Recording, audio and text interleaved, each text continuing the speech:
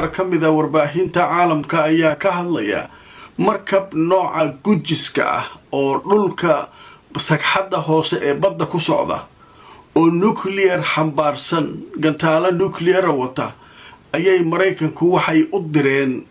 gobolka bariga dhexe isagoo hadda ku sugan jasiiradda Ingiriisku leeyahay ee Spain ka tirsan ee liiraado Jabal Tariq halkaas uu jooga halkaas ayuu caaw ku hoyanayay marka su'aalo badan ah ku wareegsan yaa la handadaya ninkii Trump ahaa bootadiisii iyo handadaadiisii markab diyaaradaha xambaara diyaaradaha waaweyn B1 kuwa bambooyinka la yaab kala tuura way u shaqeyn waayeen hadda marka maxay maraakiibta nuclear ka ridaysa aan basoo wataa wili Iran waraaysta wixii hore dhan baa la iska saartay hadda marka maxaa lagu waabinayaa maxaa lagu handadayaa nuclear kii runta ah lagu handadaa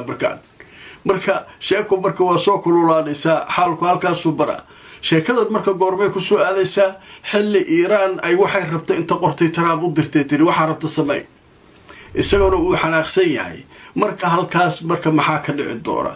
aritan muu shaqayn doontaa Trump hanjabaadan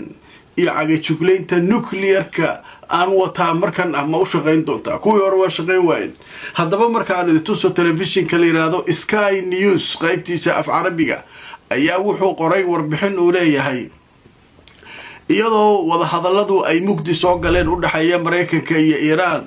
ayaa dhanka kale Washington waxa ay dirtay markab gujis ah oo nuclear ah waxana uu hadda ku sugan yahay jasiiradda la yiraahdo Jabal Tariq ayaa la yiraahdaa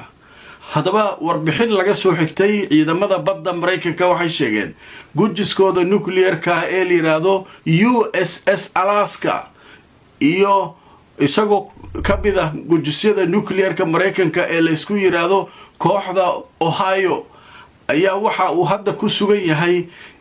jasiiradda la yiraahdo Jabal Tariq waxaana la sheegay in dhaqdhaqaaqa gujiska nuclear-ka wada ay tahay mid naadir ah oo uu mar walba aanu dhaqdhaqaaqin oo uusan meel iska aadin ilaa mar naadir ah oo hawl muhiim ah uu u baxayo mooyaane inaanu baxaynin ayaa la sheegay waaya jasiiradda marka waxa la Jabal Tariq af Ingiriisiga waxa lagu yiraahdaa